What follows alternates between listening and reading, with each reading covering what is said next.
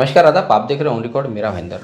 पिछले 2 सालों से मीरा भाईंदर महानगर पालिका पर किसी भी पार्टी का सत्ता न होने के चलते और प्रशासकीय राज होने के चलते महानगर पालिका के अधिकारी यहाँ तक कि मनपा आयुक्त खुद अंधाधुंध कारोबार कर रहे हैं। कई सारे ऐसे मामले हैं जिसमें पता चलता है कि महानगर पालिका हम आम नागरिकों के टैक्स की पैसों की कैसे बर्बादी कर रही है। ऐसा ही एक मामला आचार संहिता शुरू होने से पहले सामने आया था कि जब महानगर पालिका ने एक टेंडर निकाला आनन फानन में 3 तारीख की रात में निकाला, और जिसमें महानगर पालिका ने जितने भी नॉर्म्स रखे वो नॉर्म्स के चलते उनके मन मर्जी वाला जो ठेकेदार है उसको फ़ायदा पहुंचाने के लिए ही वो टेंडर निकाला गया था। और उसी टेंडर को फिर जब चैलेंज किया गया हाईकोर्ट में, तो हाईकोर्ट में वहां पर महानगर पालिका को फटकार लगी है। हालांकि उसका नतीजा अभी तक नहीं आया है, निर्णय अभी तक नहीं आया हाईकोर्ट की तरफ से, लेकिन वो क्या है पूरा मामला, कौन सा टेंडर था, उस टेंडर के जो याचिकाकर्ता वकील थे हम उनके पास में बैठे हैं, एडवोकेट तरुण शर्मा के पास में, और हम उनसे जानने की कोशिश करते हैं कि तरुण शर्मा जी, ये एक टेंडर जो धारावी डेकोरेटर्स जो ठेकेदार है, जो हमारे मीरा भाईंदर शहर के हर सरकारी कार्यक्रम के मंडप, स्टेजेस, प्रोग्राम्स वो सब लेता है, जिसको 5 साल का कॉन्ट्रैक्ट दिया गया था, क्या उसके साथ में ऐसा हुआ कि आप लोगों को पिटीशन दाखिल करना पड़ी हाईकोर्ट में मनपा आयुक्त के खिलाफ में, मनपा प्रशासन के खिलाफ में? देखिए, ये वो टेंडर कॉपी है जिसके बारे में शब्बीर भाई बोल रहे थे।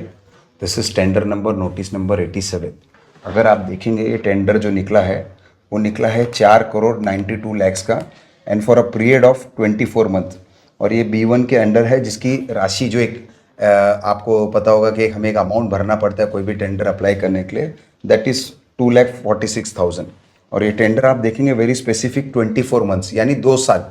अगर आज से हम गिने, आज हम 2024 में खड़े हैं, तो यहाँ से 2 साल गिनेंगे तो हम 2026 होता है। जहाँ तक रहा सवाल इस टेंडर का, इसको हमने हाईकोर्ट में इसलिए चैलेंज किया क्योंकि मेरे जो क्लाइंट है धारावी डेकोरेटर, उनके पास ऑलरेडी 2021 में यही नगर पालिका ने यही सब काम के लिए, ये जो काम इसमें जो डिस्क्रिप्शन दिया, यही सब काम के लिए उनको ऑलरेडी 5 साल का कॉन्ट्रैक्ट दिया था। तो हमने जब हमको ये पता चला आनंद फानन में, तो हमने 7 तारीख को एक लेटर लिखा, क्योंकि 4 तारीख को 3 और 4 तारीख को नगर पालिका की छुट्टी भी थी, इसलिए हम 7 तारीख को नगर पालिका पहुँचे और हमने नगर पालिका को एक लेटर लिखा वेरी स्पेसिफिक। हमने ये लेटर लिख के उनको पूछा, 7 तारीख को ये लेटर लिख के हमने उसको पूछा कि आपने ये नया टेंडर निकाला, किस विषय में निकाला और क्यों निकाला है, इसकी ऐसी क्या जरूरत आन पड़ी। तो जब कोर्ट में जाते हैं, कोर्ट में हमने 14 तारीख को याचिका फाइल की। याचिका फाइल, 1 मिनट के लिए रोकूंगा मैं आपको। आपने 7 तारीख को ऑब्जेक्शन रेस किया या अपनी शिकायत आपने की, तो उस पर महापालिका ने क्या किया, रिप्लाई कुछ दिया था आपको? आज तक नगर पालिका ने इस लेटर का कोई जवाब नहीं दिया है, ठीक है, आज की तारीख तक। ठीक है, फिर आप हाईकोर्ट में गए? हमने हाईकोर्ट में अर्जी डाली। हाईकोर्ट ने अर्जी की सुनवाई लेते हुए 14 तारीख को हमने जब अर्जी डाली, तो हाईकोर्ट ने उसको 15 तारीख को लगाने का आदेश दिया, और 15 तारीख को हियरिंग हुई, जिसमें नगर पालिका की तरफ से भी मिलिंद साठे सीनियर काउंसिल हमारे एडवोकेट सर है, वो अपीयर हुए। साथ ही साथ में नगर पालिका से भी लॉयर थे और हमने भी हमारा आर्ग्यू किया। हमारा मकसद इस टेंडर में जो, सर मैं थोड़ा सा आपको रोकूंगा कि महानगर पालिका ने जिन सीनियर काउंसलर को वहाँ पर हायर किया था अपने इस जेरा के लिए, तो क्या वो महानगर पालिका के पैनल पर है या वो प्राइवेट सीनियर काउंसलर है? नहीं, आई डोंट फाइंड के मुझे पता नहीं जहाँ तक नगर पालिका के पैनल पे मिलिंद साठे सर है कि नहीं है, but he is senior most advocate in Bombay high court. He is most expensive lawyer. अगर आप देखने जाए तो सिविल दर्जे में देखने जाए तो he is one of the most expensive lawyer. मैं दर्शकों से बताना चाहूँगा और हमारे शहर के नागरिकों को भी ये मैं बताना चाहूँगा कि महानगर पालिका जब अपने पैनल के किसी एडवोकेट को किसी भी केस के सिलसिले में कोर्ट में जब अपेयर करती है, तो उनकी रकम लाखों रुपए होती है, जो हम आम नागरिकों के टैक्स के रूप में जो पैसा हम भरते हैं वो पैसा दिया जाता है। अब यहाँ पर इस केस में सवाल ये उठता है, मनपा आयुक्त संजय काटकर से मैं पूछना चाहूँगा कि आपने यहाँ पर ये जो सीनियर काउंसलर है मिलिंद साठे जी, जिनकी 5 से 7 लाख रुपए फीस है, ऐसा मुझे जानकारी है, इनकी फीस का पैसा कौन देगा? क्या महानगर पालिका देगी या आप अपने निजी खर्चे से देंगे? इसको जरा आप स्पेसिफाई ज़रूर कीजिएगा, ज़रूर इसकी जानकारी दीजिएगा। जी सर। दूसरा, जैसे मैंने आपको बताया, ये टेंडर करीबन 24 महीने के लिए 2 साल के लिए निकाला गया था, बट हमको हाईकोर्ट इसलिए जाना पड़ा क्योंकि इसमें बहुत सारे ऐसे ब्लंडर पॉइंट्स थे जिसको देख के मैं आज भी शौक हूँ। और मुझे ये मालूम है जब ये कोर्ट में जीरा होगी तो इनका ये बोलना होगा कि ये हमसे चूक हो गई है, टाइपिंग एरर हो गया। पहला एरर ये है, जहाँ आपने देखा टेंडर में लिखा हुआ था B1, इसके अंदर इन्होंने B2 के तहत 5 साल की जो मैंने आपको बोला एक राशि जो नहीं मर्यादा नहीं, एक राशि अमाउंट जो भरना पड़ता है, जैसे लिखा था 2,46,000, इधर आप देखेंगे टेंडर के फर्स्ट पेज पे लिखा हुआ 6,35,000, तो एक पहला ये ब्लेंडर था। दूसरा मतलब नोटिस जो महापालिका ने निकाली थी उसमें महापालिका ने 2,46,000 रुपये भरे, मतलब पैसा आपको भरना होगा ऐसा बताया। तो टेंडर जो है, टेंडर में 6-6.5 लाख रुपए हाँ वो भरना होगा। वो टेंडर का जो ये मतलब ये डिपॉजिट अमाउंट difference, है, जी। ये डिपॉजिट अमाउंट 5 साल के हिसाब से कैलकुलेट किया गया है। दूसरा पॉइंट जो है आप देखेंगे टेंडर पॉइंट नंबर 36। अब ये सब चूक अगर नगर पालिका के इतने बड़ी नगर पालिका ऐसे मिस्टेक करने लगेगी तो हमारे पास आसरा एक ही बचता है कि हम कोर्ट जाए। तो आप देखेंगे कोर्ट पॉइंट नंबर 36 में, the tender shall be for 5 years। मतलब 2 साल का टेंडर नोटिस निकाला जा रहा है और टेंडर में 5 साल बताया जा रहा है। यस, तो हमारा ये बोलना था, जब हम टेंडर पे काम कर रहे हैं, मेरा क्लाइंट काम कर रहा है पिछले 20 सालों से, मेरे क्लाइंट के ऊपर ना तो उन्होंने मेरे 7 तारीख के लेटर का जवाब दिया, ना ही उसके अलावा 20 साल में कोई भी सिंगल कंप्लेन या ऐसी एलिगेशन मेरे क्लाइंट के ऊपर हो तो वो दिखाए कि उन्होंने कोई काम नहीं किया, समय पे नहीं किया या ख़राब किया। क्योंकि टेंडर के अंदर क्लॉज के अंदर एग्रीमेंट करारनामा में ये लिखा हुआ है कि टेंडर आपके कब कैंसिल हो सकते हैं, तो वन ऑफ द कंडीशन भी नहीं फुलफिल होती।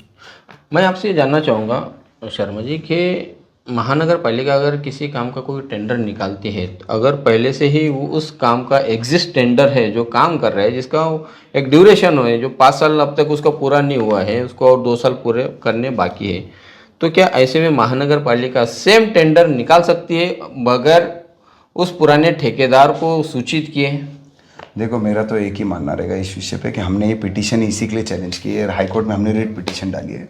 रिट पिटीशन के अंदर हमने कॉन्ट्रैक्ट को भी चैलेंज किया। अंडर द कॉन्ट्रैक्ट एक्ट आएगा ये, क्योंकि ये हमारा नगर पालिका के साथ एक एग्रीमेंट था, करारनामा था, जिसपे सारे ऑफिसर्स के साइन है। भले ही उस समय हमारे कमिश्नर साहब ये नहीं थे, जो भी थे उनके साइन होंगे, तो क्या दे आर लाइबिलिटी उनकी उस कॉन्ट्रैक्ट पे बनती है। अब रहा सवाल, अगर आज ये कोई कॉन्ट्रैक्ट भरता है, ये टेंडर कोई भरता है, जैसे उनका ऐसा बोलना था कि हम पैनल बना रहे हैं, तो कोर्ट ने भी उनको प्रश्न किया था कि पिछले 20 साल में आपको पैनल की ज़रूरत नहीं पड़ी तो आज क्यों पड़ी। तो उन सब का जवाब देने के लिए कोर्ट ने उन्हें आदेश दिया है कि 2 हफ्ते के अंदर वो अपना रिप्लाई फाइल करें, वो एफिडेविट फाइल करेंगे अपने, और ये टेंडर निकाल के भी अभी वो काम किसी को अलॉकेट नहीं कर पाएंगे। तो इलेक्शन का काम इनका ऐसा बोलना था कि हमने टेंडर बेसिकली इलेक्शंस को देखते हुए निकाला है, क्योंकि इलेक्शन में बहुत मंडप बनाने पड़ते हैं। तो जब आपने इलेक्शंस के लिए निकाला है तो टेंडर ये आपको बहुत पहले निकालना चाहिए था, जब आपको मालूम है इलेक्शंस की डेट डिक्लेयर होने वाली है। तो जब आपका इलेक्शन में भी आप काम हमको ही देना पड़ेगा, आपको दूसरा आपके पास कॉन्ट्रैक्टर नहीं है, तो ये सिद्ध होता है कि कहीं ना कहीं कि दबाव में ये टेंडर निकाला गया था, घाई में निकाला गया था, बिना सोच विचार के निकाला गया था, जिसके अंदर वो 2 साल 5 साल अमाउंट ये वो सब समझ में आता है। जी, धन्यवाद हमसे बात करने के लिए। ये है एडवोकेट तरुण शर्मा, जिन्होंने हाईकोर्ट में इसी टेंडर को लेकर पिटीशन फाइल की है और इसकी अगली सुनवाई या उसका जो नतीजा है वो 12 नवंबर को आने की संभावना है। बहरहाल इस टेंडर के बारे में जहाँ तक हम जानते हैं कि कहीं ना कहीं मनपा आयुक्त ने दबाव में आकर या किसी के इशारे पर इस टेंडर को घाई में निकाला है। उसकी अच्छी तरह से जांच पड़ताल नहीं की गई। उसकी जो नॉर्म्स थे, उसमें जो क्लाउज डाले गए थे, उसके अंदर जो नियम और अटी शर्तें रखी गई थी, उसकी भी बारीकी से पढ़ाई नहीं की गई और आनंद फानन में इस टेंडर को निकाला गया था, जो कि एक तरह से अन्याय ही हो रहा था पुराने ठेकेदार पर, जो पिछले 5 सालों का वो टेंडर लेके चल रहा है। 3 साल उसके हुए हैं, 2 साल उसके और बाकी है, और उसे अब तक का महानगर पालिका ने 9 से 10 करोड़ रुपए अदा कर चुकी। बाकी का पेमेंट उसका आना बाकी है, मिलना बाकी है। मैं आपको जाते जाते ये भी बताना चाहूँगा कि इस ठेकेदार का काम ये होता है कि मीरा भाईंदर शहर में जब कभी भी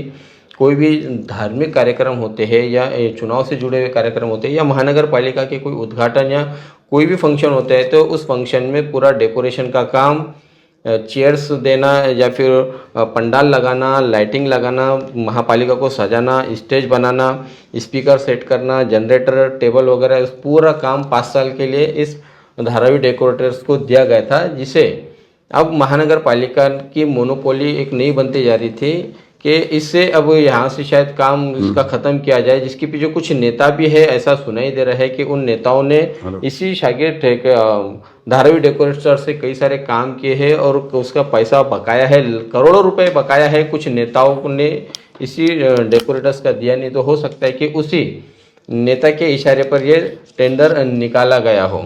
बहरहाल सूत्रों से तो हमें ये भी जानकारी मिली है कि वर्ष 2014 में जिस वक्त हमारे मीरा भाईंदर शहर में चुनाव थे, उस वक्त यही आयुक्त संजय काटकर रिटर्निंग ऑफिसर हुआ करते थे। यहाँ पर उन्होंने अपनी जिम्मेदारी निभाई थी और रिटर्निंग ऑफिसर रहने के दौरान धारावी डेकोरेटर्स और संजय काटकर दोनों के बीच में किसी बात को लेकर अनबन हुई थी। शायद कुछ मामला था, कुछ लेन देन का मामला था। उस बात को लेकर अब 10 साल बाद वो बदला लिया जा रहा है या वो भड़ास निकाली जा रही है, ऐसी भी हमें जानकारी मिली है। अब इसमें कितनी सच्चाई है ये तो जांच के बाद ही पता चलेगा, लेकिन इस टेंडर से तो साफ पता चलता है मनपा आयुक्त जो एक आईएएस ऑफिसर है, आईएएस ऑफिसर रहने के दौरान भी वो दबाव में काम कर रहे हैं, इस टेंडर से साफ हो चुका है।